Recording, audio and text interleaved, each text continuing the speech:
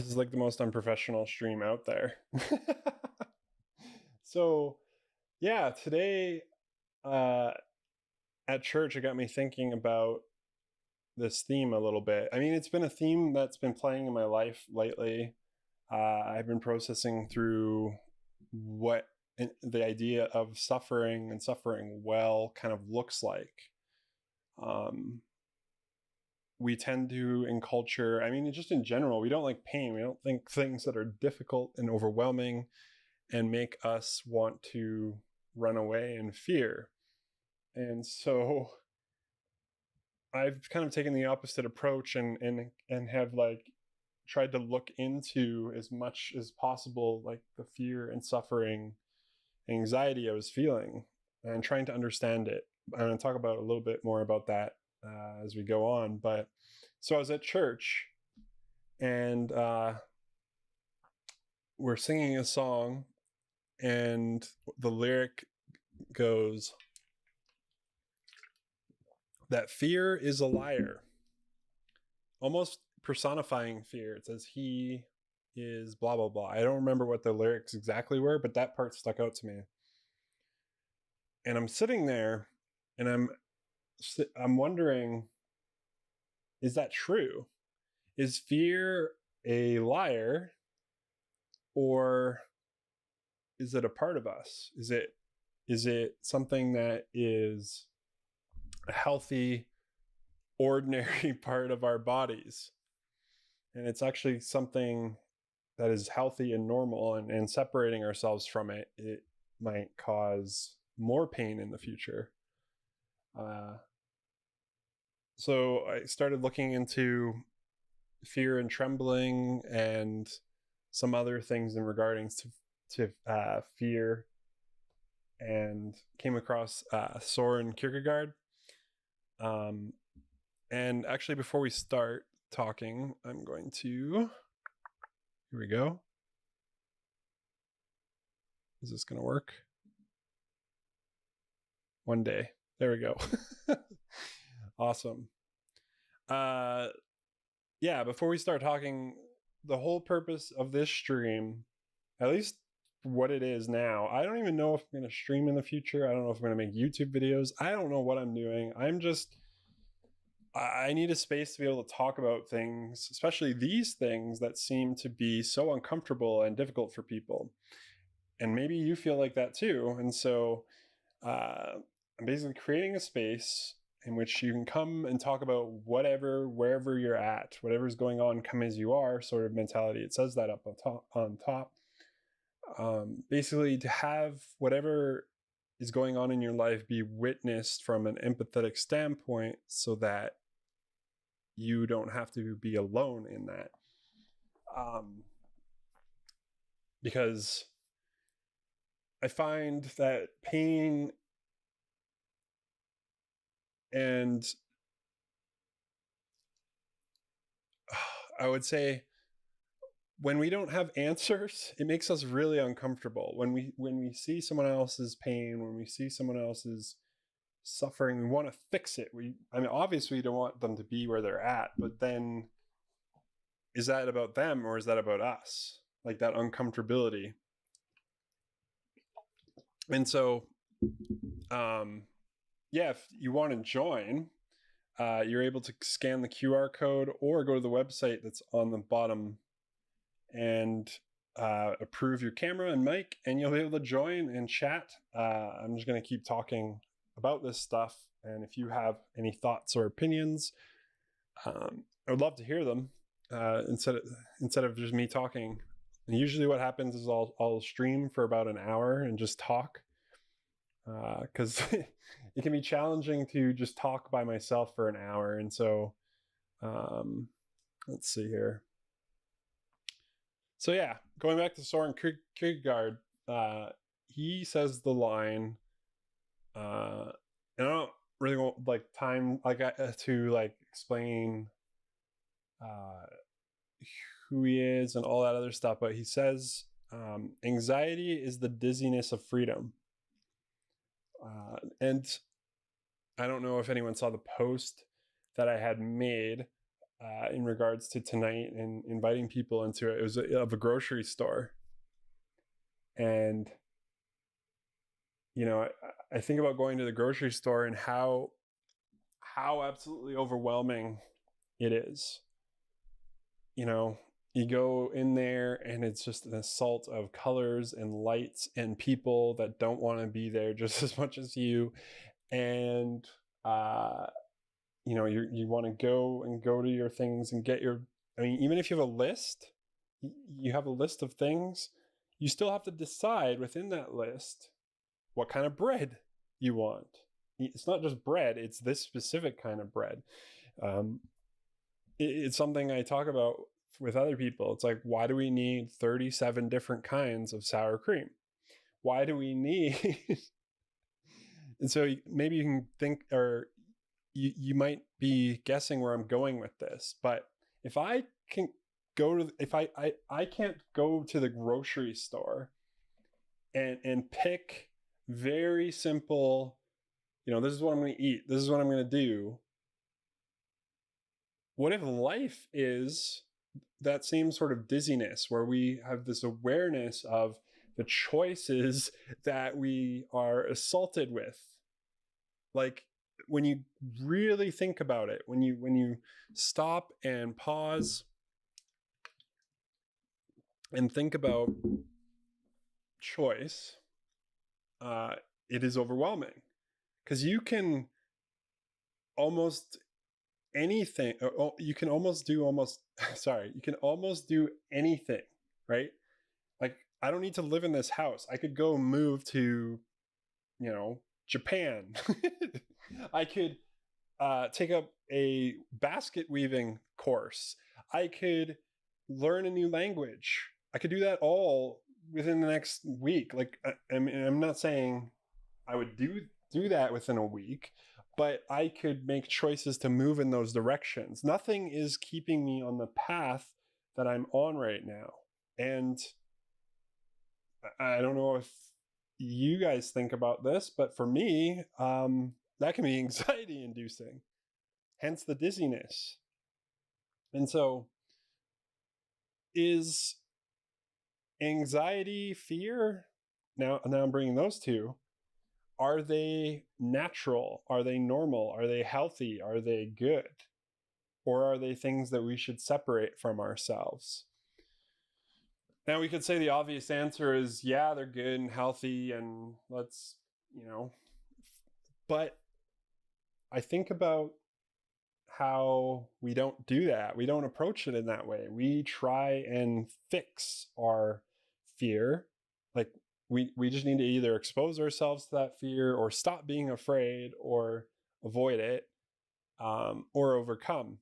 And anxiety is something without rationality, at least when I think about it in the way that it presents itself. But when I think about it as Kierkegaard is talking about this dizziness of life, this awareness that the choices that we live bring an anxiety to them, because they have weight, and it becomes so overwhelming to think about. Like, I can't even pick a candy bar when I go to a gas station. How am I going to go decide what I want to do with the rest of my life, right? Those are some of the thoughts that it can enter into your head and you can wrestle with, because to me it is logical, but it's a challenge, because anxiety is also based in the future. It is things that don't usually exist yet. You're putting that fear of these events, these whatever it is, scenarios in your mind. Again, is that healthy? Is that good? Is that normal? I would argue it is. I would argue that these things are actually part of our bodies. And so in the season that I find myself, I've been leaning in, trying to understand, and because Kierkegaard also says, If there were no eternal consequences in a man, uh, if at the bottom of everything there were only a wild ferment, power that twisting in dark passions produced everything, great or inconsequential, if unfathomable, insatiable, emptiness lay beneath everything, what would life be but despair? Oh man. So essentially, what that means is if you believe that life is without purpose, meaning, a God, without any sort of higher power, divinity, whatever you want to call it, just a random bunch of just nonsense, noise, happenstance, absurd chaos, then life would be misery, right? It would be absolute misery. It would be a challenge. And I mean, the conversation isn't going to then, should we then have those things, or do people have those things as a replacement for some of those wrestles as the answer to them? That's not where I want to go with that conversation.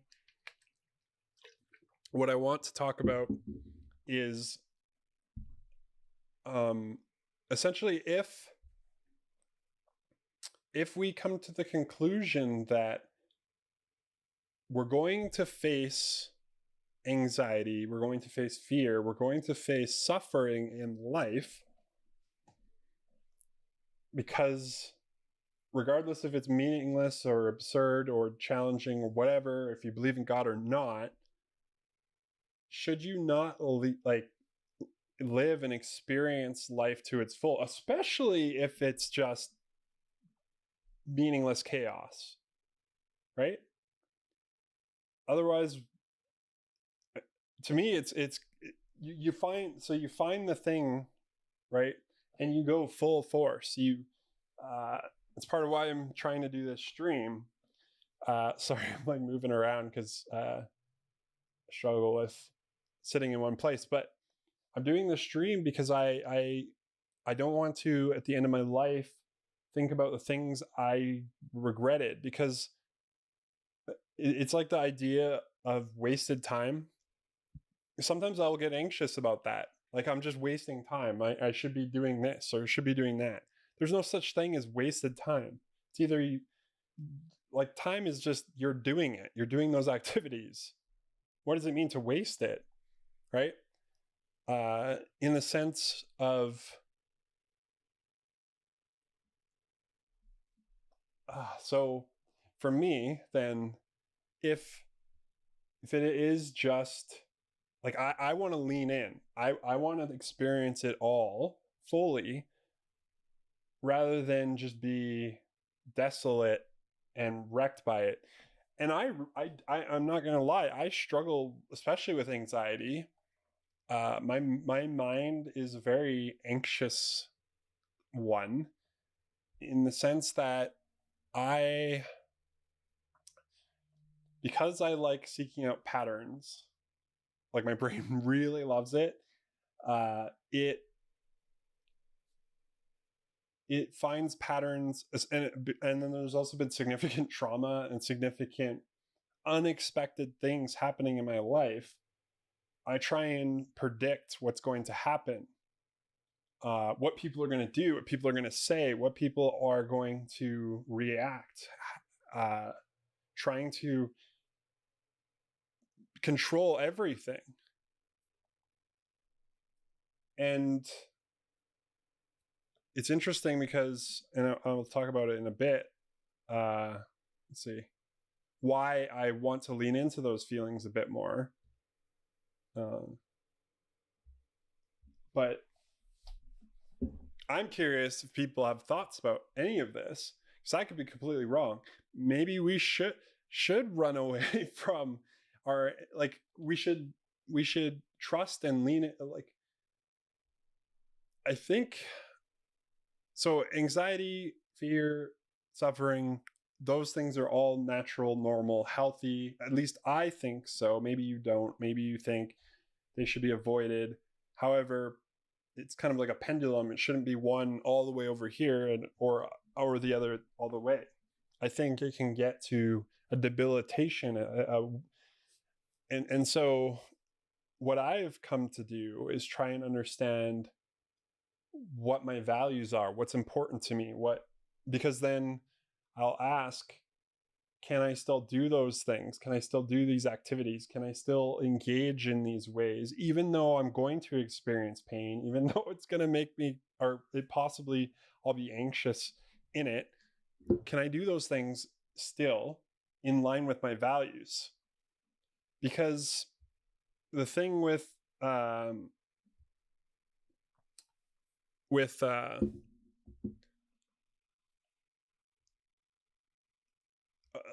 sorry, the question, why suffering, anxiety, and fear for like why for me, why lean in, why try and experience those things? And when I mean experience, I'm talking about, especially like my season of suffering, it's like crying, it's like losing sleep, it's like just sitting with those feelings, not trying to change or control them, not trying, only labeling, describing them, trying to feel them and not numb myself. There's every part of me is screaming at me to, for example, go to the bar, go down the street to the bar and go drink, right? Or start smoking or just binge watch like TV, Netflix, just numb myself out of existence and reality. But then again, would I be human? So for me, my values of being in reality, as present as can be, might mean that I have pain and suffering and anxiety and fear. However, I think part of the reason I'm in this season I find myself is because I want to relate. I want to notice these things, like, and relate to my emotions. So when I say notice them, I mean, I struggle with I think a lot of psychologists will talk about like, where in your body do you feel, this anxiety? Is in your stomach? I've never had that kind of feeling. So it's, which is frustrating because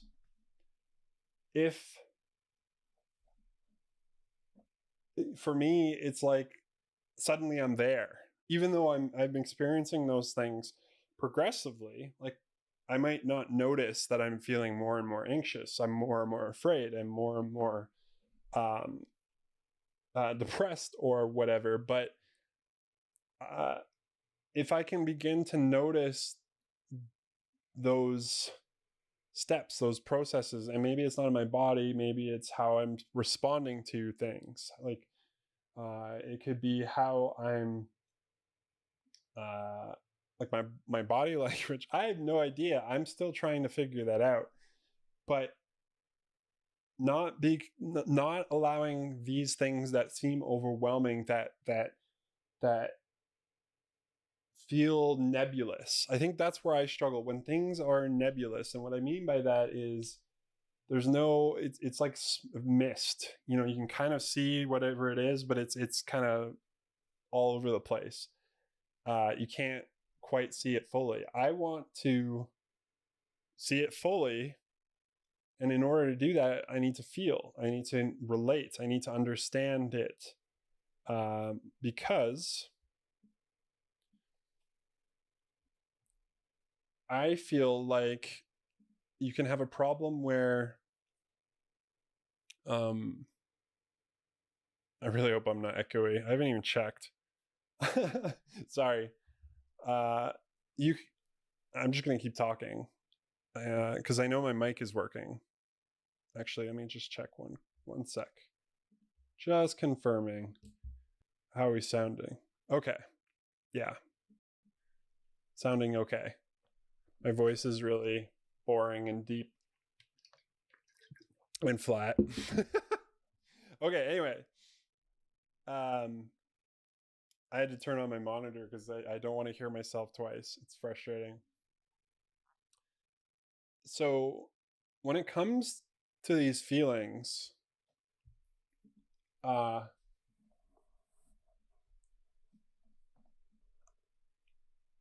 we, because we numb ourselves, because it's so this is usually what happens. Then this is what would happen with me. For example, I'll give you an example. In the past, I would have really struggled going to, I don't know, a party or a place with a lot of people. And in the past, I would have said, I don't want to go to that. I'm going to be anxious. It's going to be overwhelming, and I'm not going to be able to go. And I've already made the decision right then and there that I'm not going to go. But now, in naming, describing, and like almost observing my feelings, I can say, uh, you know, going to this party, I'm probably going to feel anxious. And I mean, that's a natural, normal part of going to an environment, especially for me with a lot of people. But me uh, going there, for me, the value of the social connection, even though I don't understand it yet, is important. So, can I go to this place, to this party or whatever with people, knowing that I'm going to be uncomfortable because it's in line with those values? So, before, I would let, anxiety, fear, I mean, suffering, I'm still navigating that one, control and rule my life, where I would just avoid the things that cause me pain. And what's interesting, and I've observed this with people, I've observed this with, um, with people, and it's something you see in drug addicts, uh, their tolerance. So the idea of tolerance. So, and I saw it all the time. They would be triggered by something, right? Something would cause them to react to an emotion. The emotion was too big. They would go and do whatever drug, and they come back, and they were able to deal with whatever. The what the body does is very interesting. It actually cranks up. Uh, it almost like preemptively reacts. So the next time that event, that thing actually is less than. So maybe I raised my voice this time, and it causes, and it's nothing to do with him, but it causes him to be triggered, and he'll go and do that. Imagine if our fear and anxiety was the same way, where we say, oh, I'm anxious, I don't want to do that. Well, the next time, even thinking about that thought, it creates another gap. And so then we won't even think about that. And then things related to that. And then you slowly stop existing in life because you want to protect yourself so much. And to be fair, people like myself and probably those have lived pretty significantly challenging, difficult lives in which they have lost some sense of control. And so it's like you're wanting to it's so interesting. It's like you're wanting to get any semblance of control that you can, but you actually lose it in controlling it. So I believe that as you learn to relate and understand and almost see these emotions, not control them, but just label them, describe them, they aren't able to rule you as much. And so in practice, sorry, the burp. In practice, this is good, right? But when it comes to real life application, it can be extremely challenging, especially if you try and implement some of the like that kind of strategy right away on a really big thing. It's like you need it's like exercise. You got to build up to it. You got to practice. Uh, and so I have decided that in these areas in my life, I do not want to be ruled or controlled by them. Because if you think about it, and this is the other interesting topic for me, it's like our brains exist, and it's like there are different versions of yourself. And if you don't, and I'm not saying like there's different identities, but if you don't believe me, think about the next time or in the past when you have responded in a way that doesn't make sense to you or isn't in line with your character or is really out there. That's a part of you that seemingly what's the line? Pathways that fire together, wire together. So neural pathways, again, it's like the easier it is for those pathways to access that kind of thought, that linking of those thoughts, the quicker it is going to be able to respond, the more familiar but as you kind of train yourself, again, are we actually as in control of our minds as we'd like to think? I don't think so.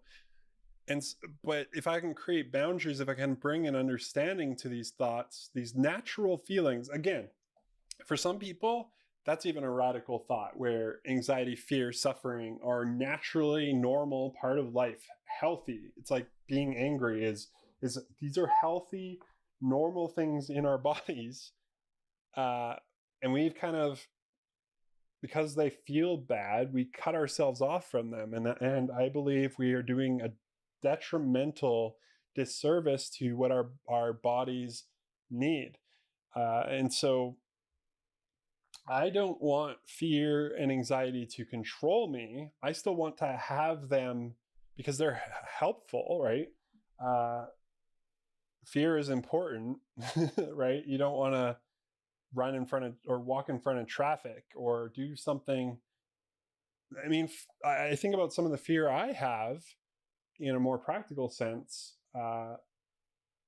It's a reminder of things that I've probably, like, it's almost like your body remembers where you were, not where you are. For some of our memories, for some of our triggers, it's when you were a kid, and it connects all the way back then. So something happens and it's like you're that little kid again, and you respond and react in that way, and your body protects yourself. These parts of you protect yourself. And it's so extraordinarily fascinating because, again, are you as in control? Do you have as much free will? Do you have as much autonomy as you think you do? And so those are some of the things that I've been thinking about. I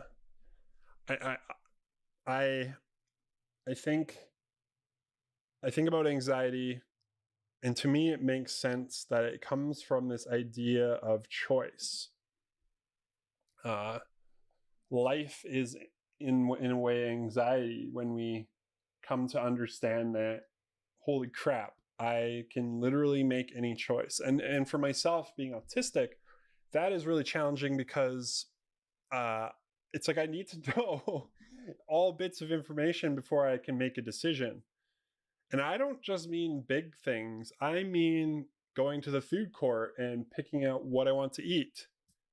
Like, that type of choice can be very challenging and frustrating that it is. And I'm aware that it is, but and so what I end up doing usually now is I'll just get the same thing at the same restaurant. So if I'm going to, A&W or Wendy's or McDonald's or whatever fast food it is, I'll know exactly what to order, and that's what I'll get.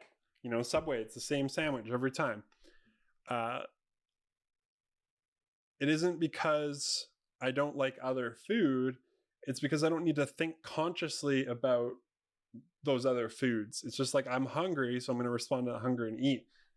But anxiety isn't rational. It isn't something that makes sense, especially, and it's hard to say like if you haven't had it, but everyone has anxiety. That's what that's what I'm bringing as a conversation, that because we have so much choice and not knowing that choice and the overwhelming reality of the impact of those choices. Again, like I was saying earlier, because I think people are joining now.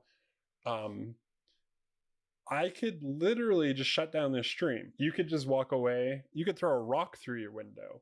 You could go and learn a different language, or go quit your job tomorrow. But I think, again, going back to the idea that it kind of can rule us, we get stuck in life. We stop. We have dreams. We have ideas. We have, dreams and ideas of who we think we're going to be. And then we get overwhelmed. We go, and so what we do is we adapt to what other people are doing. We live life in a safe and normal way, because at least then we know what to expect, right? It's kind of like how I make the decision at the food court to get the same thing. When really I want to try Greek food today, but I don't try it because I am so anxious about, what if I don't like it? I just spent $15 now, probably, at least, on something I'm not going to like. But we get stuck there, right? I'm not going to get a job, or I'm not going to be able to get the dream job, or I'm not going to be able to go and travel the world, or I'm not going to be able to go and work with horses. I have no idea what your dream, where you want to be. And obviously you got to do things in order to get to that place, right? But we just take menial jobs. We just do the school. Like, again, we let this anxiety of this giant, like, and don't get me wrong, it's so infinite, like what we could do and where we could be and who we could be. But I guess where I'm coming from now is,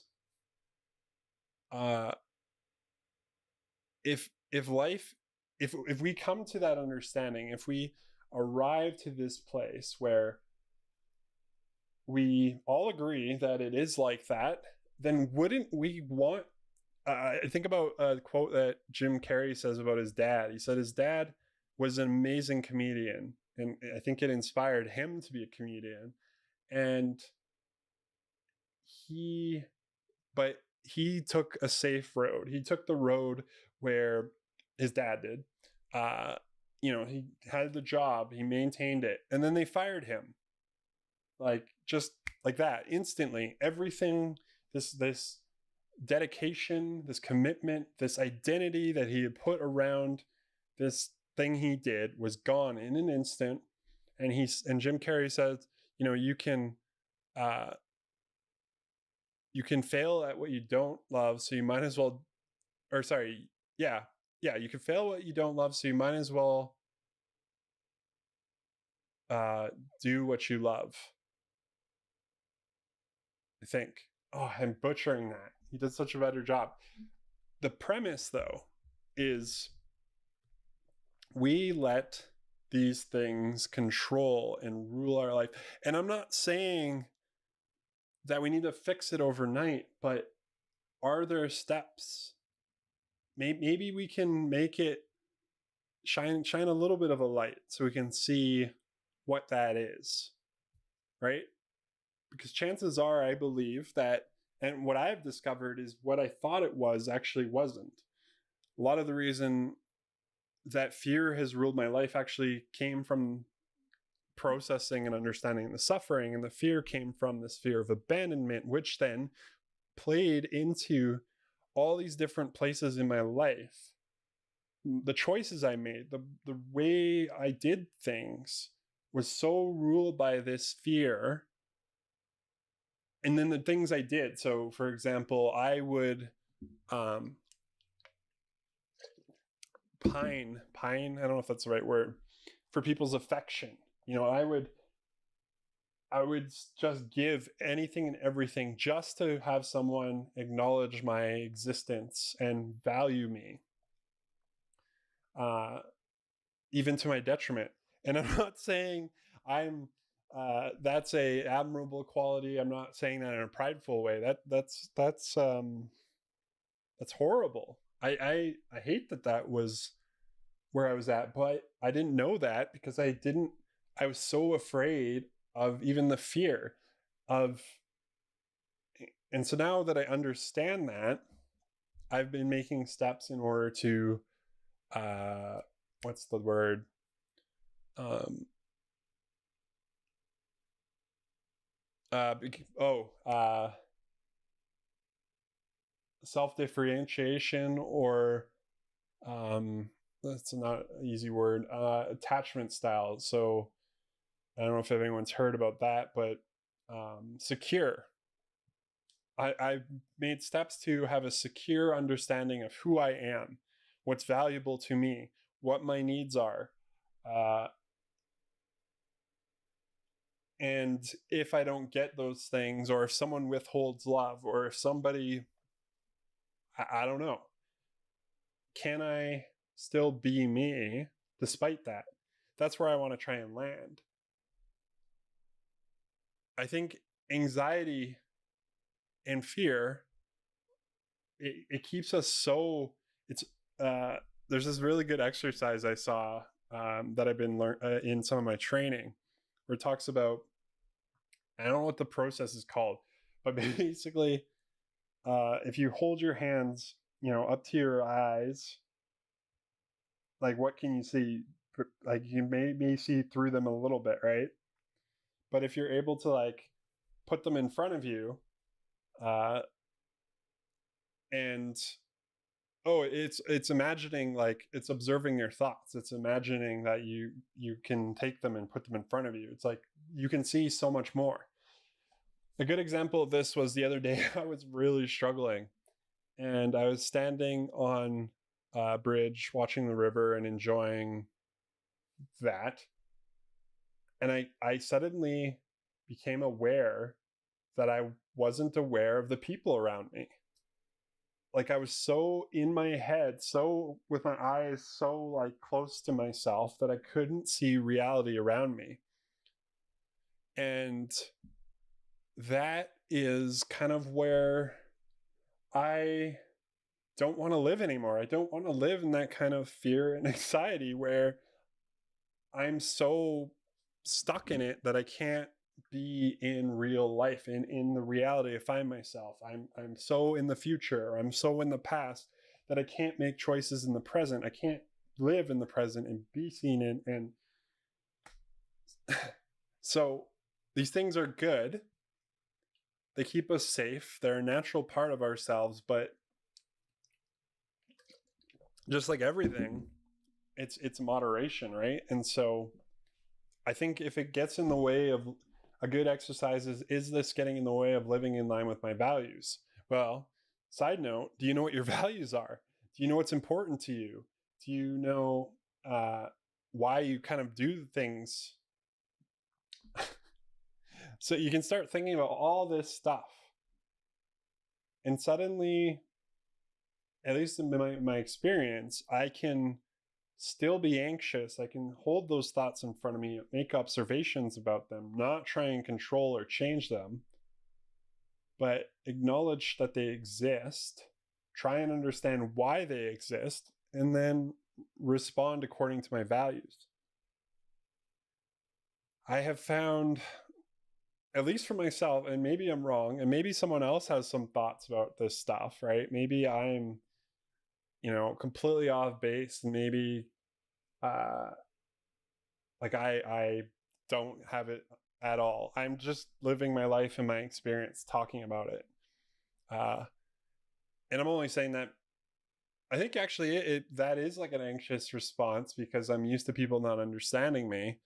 But it's also an invitation to further discussion if people would like, because I know that just because I think something, experience something, does not mean it is the definitive truth of things, right? It is my subjective truth that I live in, and it seems to inform the way that I shape my life. But those things have changed over time, and maybe someone's further along, or maybe people have questions, and so that's part of the space that this is about. And if not, I can just keep talking about random things.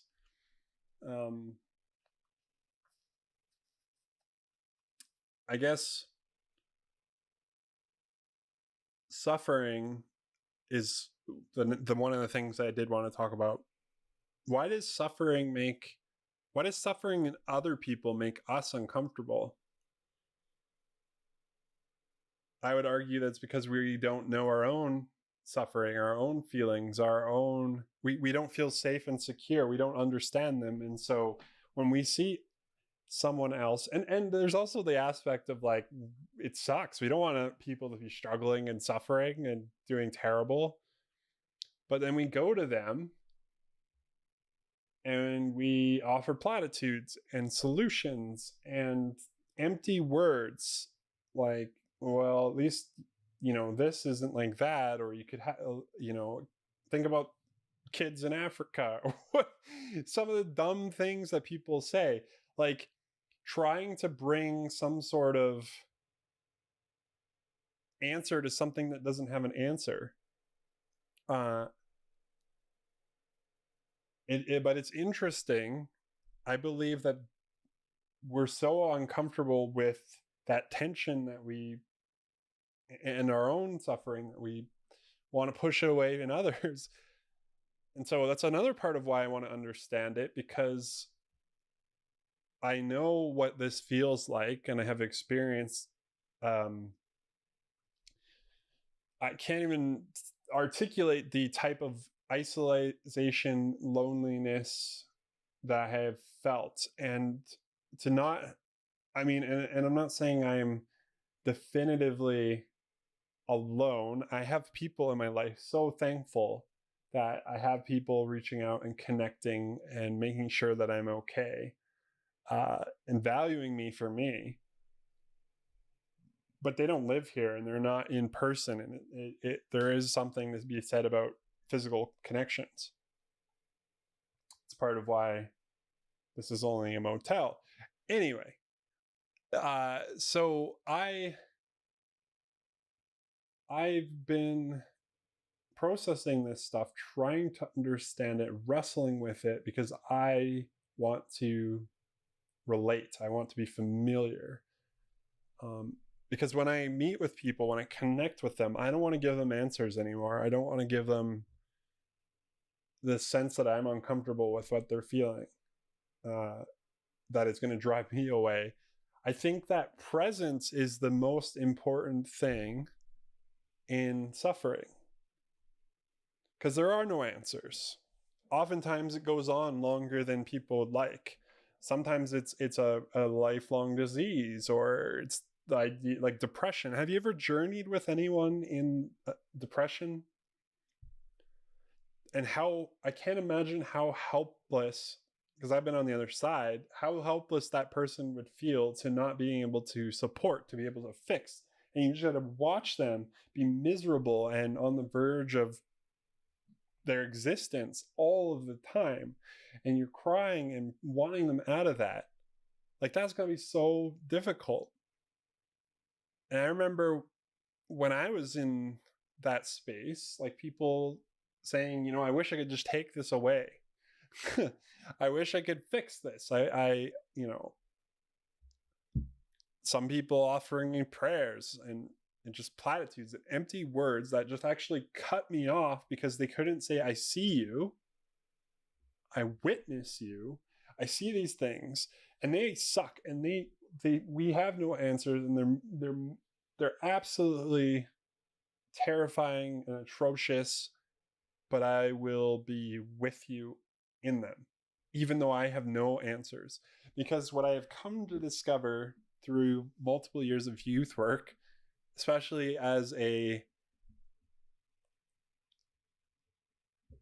unqualified, I don't know if the unqualified is the word. I mean, I did it for a long time, but most of the time when I did it, I felt like I was so much in over my head almost all the time. The things that people would bring and talk to me about, I had no freaking clue what I was doing or what to say. But what I came to learn is what's more important is how you made people feel. And just being present in that, saying, I have no clue, but I'm going to sit here and we're going to work this out together, is far more valuable, in my opinion, than trying to figure it out. But these are a lot of things that I've been processing, going through, and navigating. And what's frustrating is they don't seem to be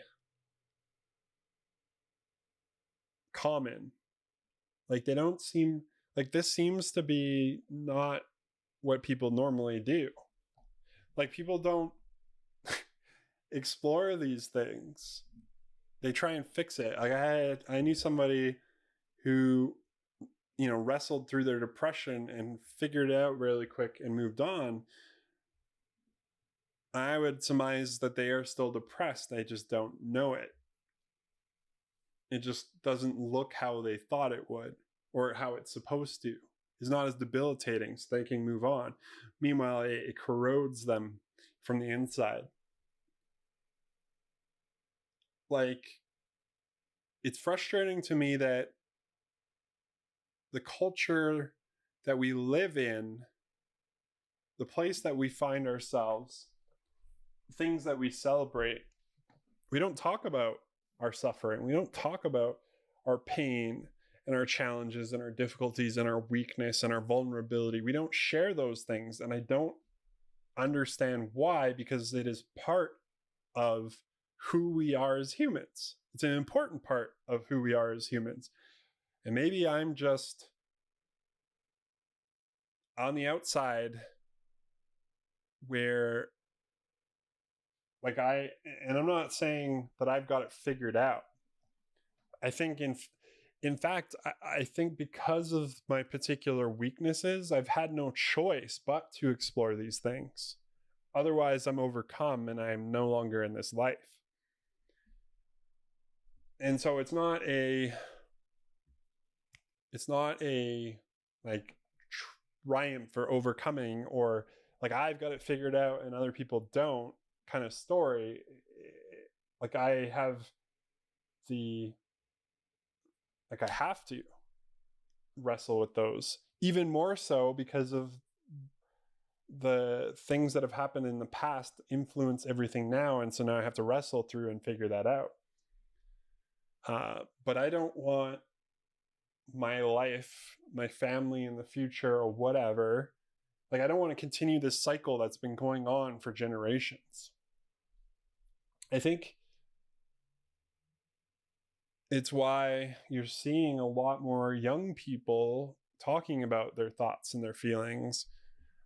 Some would argue that that's not good. And, there wasn't as much, I heard someone tell me, like, there hasn't been as much mental health, suicide, all these other things until more recently. I would argue that's because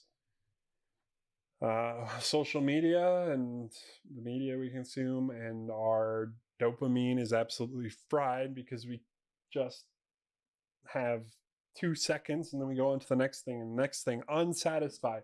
And we have all these ideas come at us of these truths and untruths, and we don't actually have the time and ability to process the thoughts and feelings that come from the response of those things.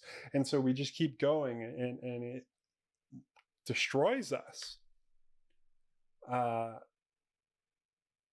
Whereas the older generations didn't have those things, but then they buried themselves so deep that they carried that trauma. I actually think if I was to really go into the root, I think a lot of this came from one of it, well, it comes from the system that we live in. It's part of that. I would say war. Um, you have all these people coming from war. Well, what do we know about war? There's like PTSD. There's like, and they just carry that into the next generation, and they didn't process, we didn't navigate, and so we learn these lessons of avoiding, of not actually trying to understand, of it's not worth it. I don't know, whatever it is, but they become part of our culture, and we don't actually deal with these things, and we let them rule us and control us, and we consume the things. I saw a quote that says, "You worship what you fear," which I'm still processing and wrestling with. Because how, like, for me, it's difficult. I really love the space of finance. But in order to understand the space of finance, you need to understand the events in the world. I don't want to bury my head in the sand either. I don't want to, just turn off my social media, stop engaging with people so that I don't feel like, again, where's the place I can land where I feel, I don't know. I'm still trying to figure that out. I don't know if anyone's watching or still here. I would love to hear your thoughts. I'm just rambling about these things.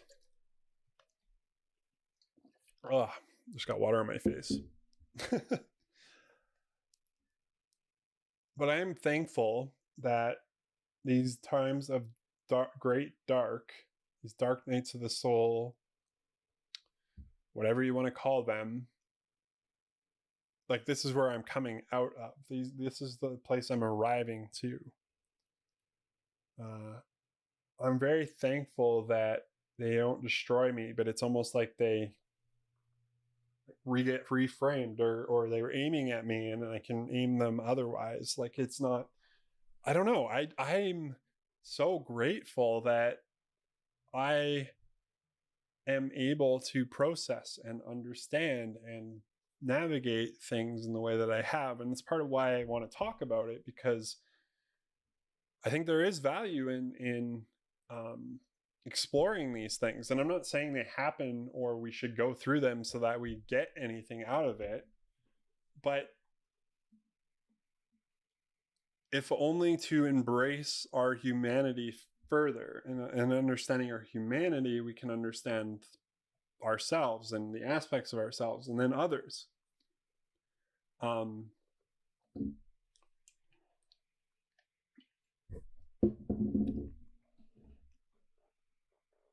Yeah, I don't know. Trying to think of other topics. It's interesting, though, in regards to the grocery store analogy, because I can boot up a video game like the new Zelda Tears of the Kingdom, and it's got 10 million choices. Like, I could go here, go there, or go and do whatever. Sorry, I got distracted by a text I just got. And I don't feel that same anxiety. And maybe it's because I feel like I'm in control, but I don't know. It's interesting because I'm still in control in the other situation where I'm at the grocery store. I'm still in control of all the choices. So why are those choices so overwhelming? But playing a video game, those choices I want to engage in. What is the difference? I don't know. Okay, let's see.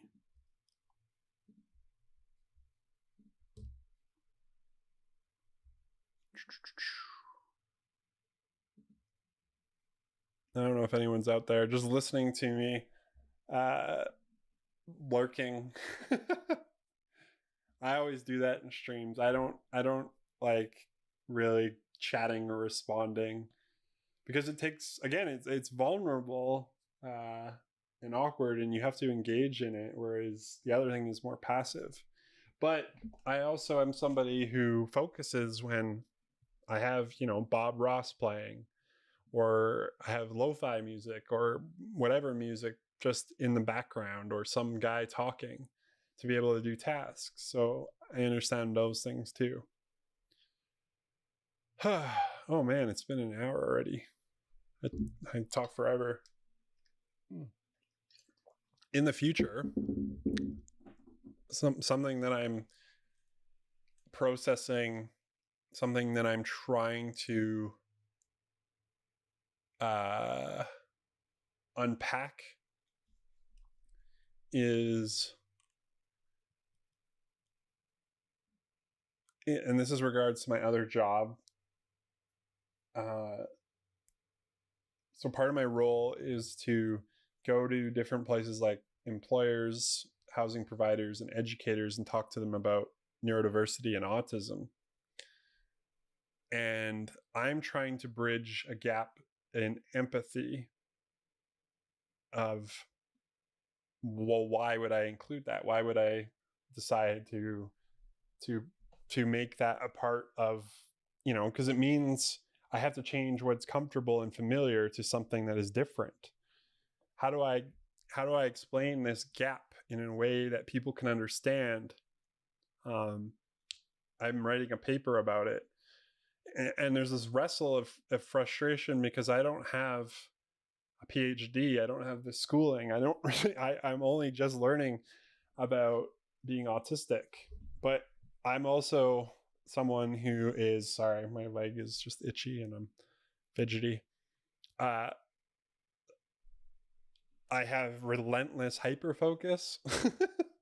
So thankfully that has been about autism. And so I'm trying to figure out these words. And it's essentially, I'm trying to, I think there's a paradigm shift that needs to take place. So rather than talk about autism from a sense of detriments, like this is what's wrong and what we need to change, or this is what's wrong and what we need to fix, or this is what's wrong and how we can accommodate it, to we all think different. Here is how autistics think versus non-autistics. And when I say autistics, again, this is like, because it's a spectrum, I'm talking about level 1, which is with little support, the ones that could go and get a job, go to school, and are figuring out life with little support. But what the paradigm shift that I'm trying to make happen, or trying to talk about, is, are those things, so when they define autism spectrum disorder, it has a list of categories. Some of them are social. The social one, really, people get hooked on and wrapped around. Well, what if I told you, I'm getting hooked on my thoughts. What if I told you that I believe the reason why autistics communicate, non-autistics communicate, is different. So how can I explain this? Example, I could be at work, somebody could ask me what I think of something, right? Like, give me some feedback. And I would respond truthfully. I would respond with, well, XYZ, I think that this will have these problems. And then they get upset or angry at me. They get frustrated. And I'm confused because they asked me for feedback.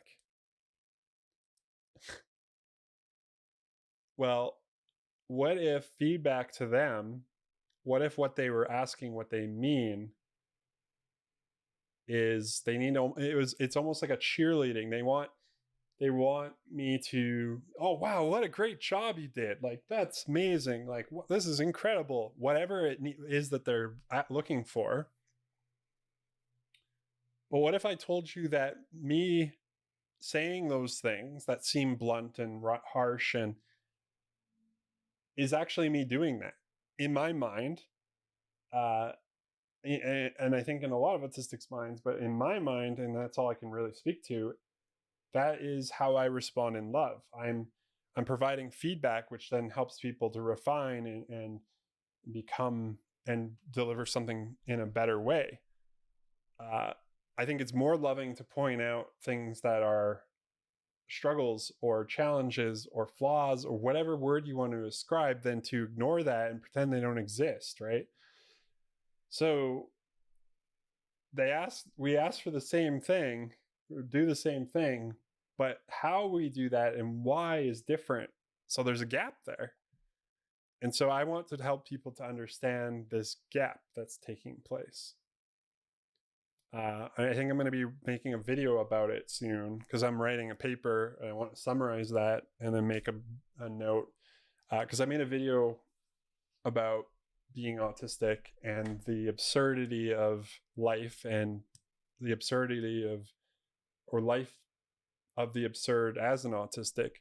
And I want to talk about the double empathy problem that which is what I'm essentially talking about, but I want to communicate it in a way where people are going to understand it beyond just a theory or a idea. A good way that I can come about it, or I've talked about it with people as well. I don't know if you know, I'm talking to the screen. If you've heard of love languages, for example, so love languages is this premise where we all have ways that we receive love. So whether it's gifts, acts of kindness, physical touch, what's the one? Time, intentional time together, like spent together, and then acts of service. Those are these 5 love languages. And what's interesting and what I find, and maybe this could be a good way of articulating this argument,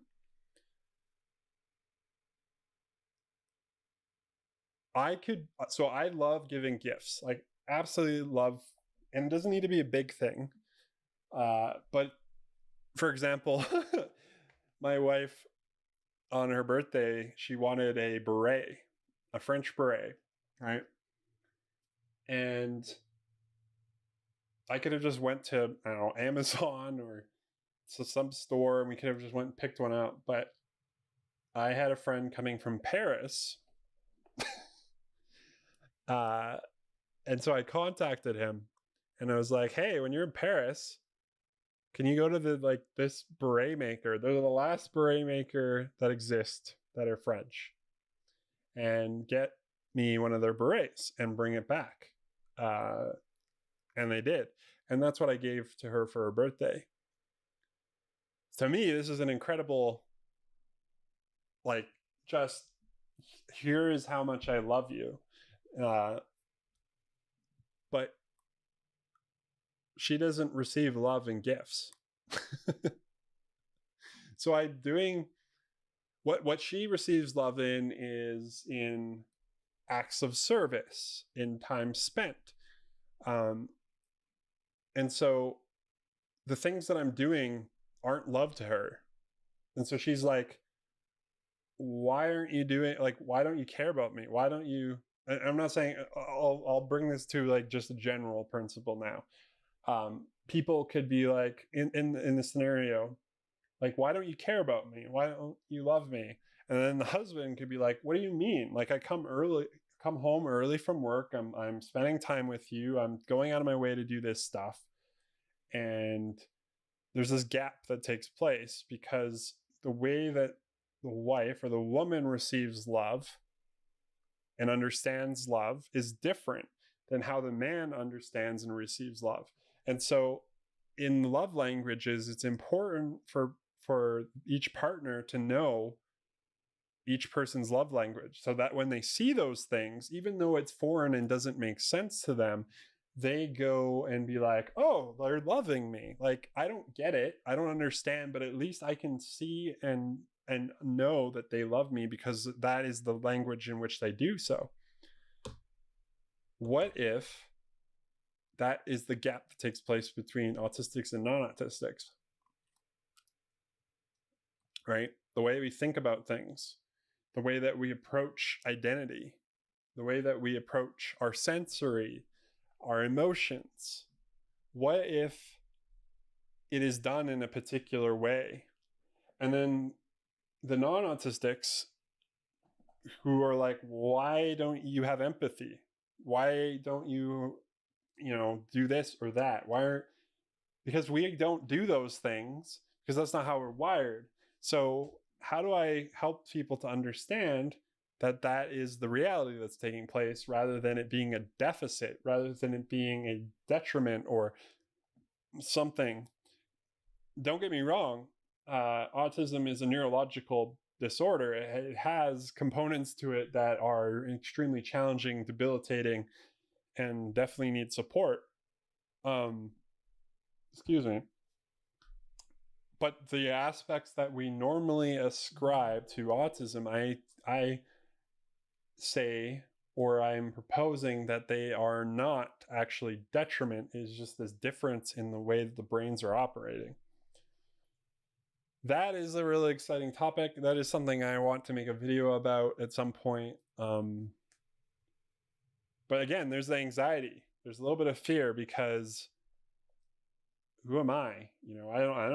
I can't speak on behalf of anyone but myself. And I don't have, when I'm writing this paper, I might not cite things in the way that other people do, or write research papers. I'm merely going off of the way my brain works, in terms of connections. So these ideas aren't just ideas that I've thought or popped up. I actually have found multiple sources of more recent research that talks about these things, as well as other autistics in the community resonating and sharing that this is their perspective, as well as mine. And so I test and do all that stuff. Of course, then, but it's difficult because people don't listen to, they don't give the time and day to people if they don't have letters after their name, or and it can be difficult because this is another thing I've been thinking about. When we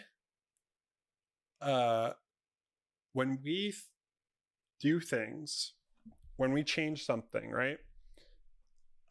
We think that this is right. This is the best source of knowledge.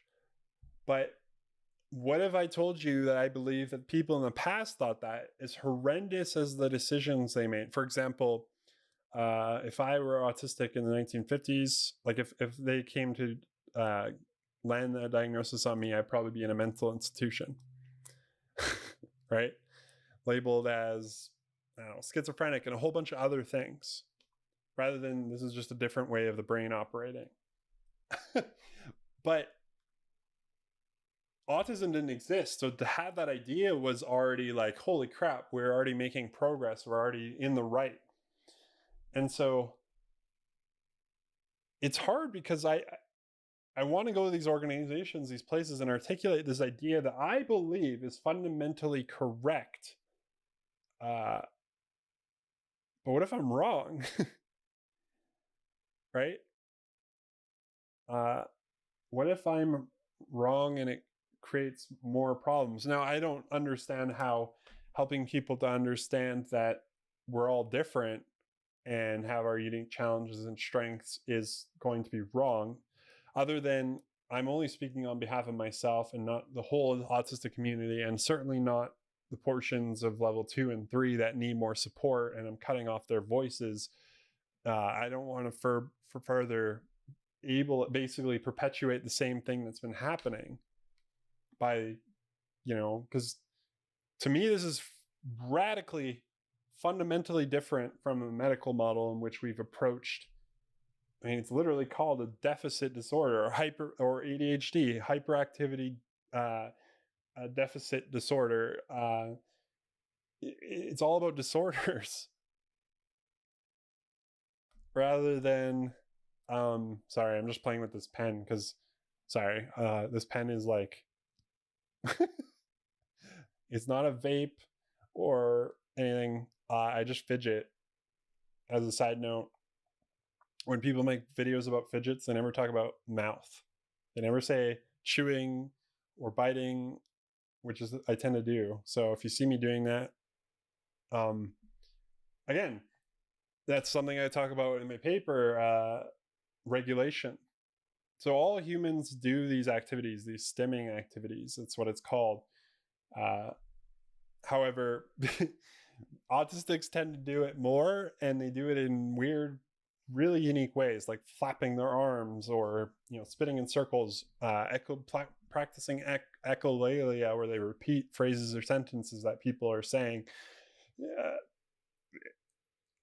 For me, I'm playing with this pen because I'm trying to focus on my thoughts, and for whatever reason, having my brain focus on this allows me to focus on something. But if you don't understand that, you might think that I don't care, I'm not interested, I don't know, I like eating pens. See, this is what I'm talking about, these gaps, right? These gaps of understanding. How can I facilitate a conversation where people can arrive to this place of, oh, I can understand that. I don't know. But there is fear. There is anxiety about it because who am I, right? I'm just some random guy who's learning this stuff. I'm no professional. But for whatever reason, I seem to be the one in the position of authority to give this information. So I want to do a really good job in conveying it and understanding it. So yeah, I'm looking forward to creating a video. One of the things I'm wrestling with is providing solutions. So one of the things my director has said is, you can't just give a video about, you can't just give a presentation about feelings without having practical actions. People want to know what they can do about something. And I'm wondering if thinking about even the thought that other people think differently is the practical step. Because the way that they have it framed is just give people a list of things to do, right? So if you meet with autistics, know that they're literal thinkers, and so talk from a very intentional standpoint where you are very conscious aware. You're not speaking with sarcasm, idioms, turns of phrase. You are making sure you clarify, right? You can give those instructions, but if people don't understand why they're doing them, in my mind, this is me again, right? I could be completely wrong, and this actually might be how the neurotypical brain needs information. They need the practical steps. What's fascinating is they like finding solutions and working their way back. For me, how do you know that solution or this is even the problem to find a solution for if you haven't even asked questions about it, right? It's interesting. And so I'm trying to figure out, like,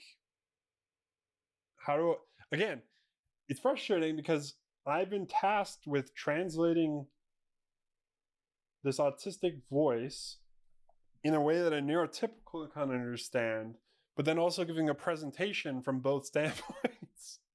And it is challenging.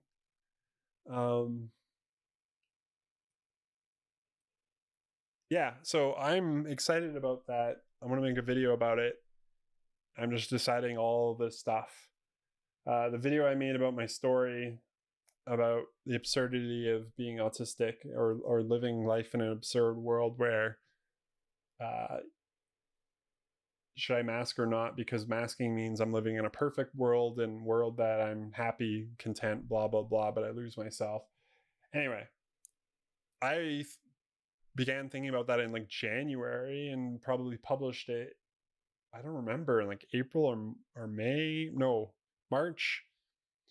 So it takes a bit of time because I know what I want to say. I just don't know how to say it in a way people are going to understand, in a cohesive way, in a way that.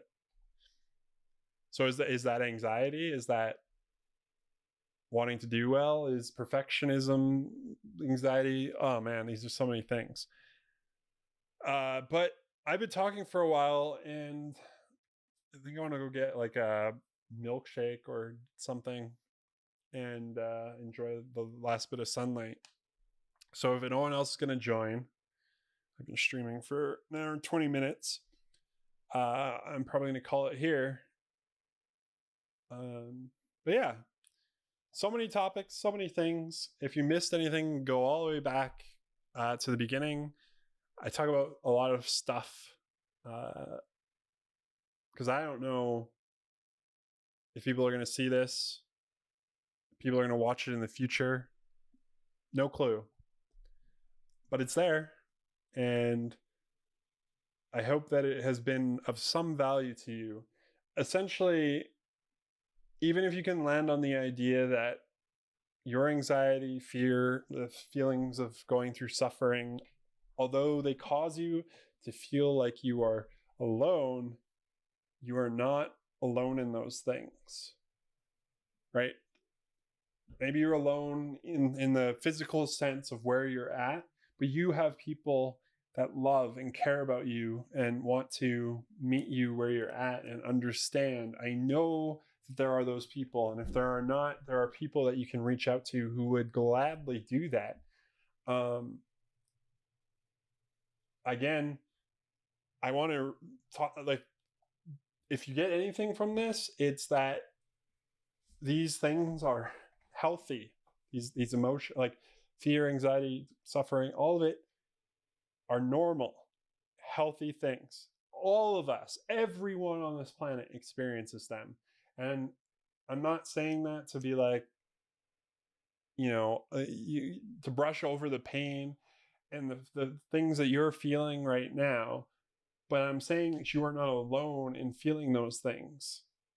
Let yourself be seen. Do not let this stuff hide in the dark. That's where it will have its power. That's where you will be stuck in. That's when your eyes or your hands are in front of your eyes and you can't see the people around you. But I know that it is painful. I know that it's difficult.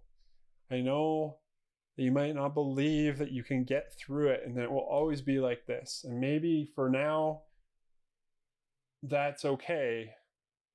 I'll believe that you can because I know that you can. I know I have been there in some aspects, maybe not completely related, but you are capable of more than you think. And you are not alone. And so with that, I'm going to call it a night. Thank you for joining, because I don't think anyone's going to join. And oops, sorry, my computer's doing weird things.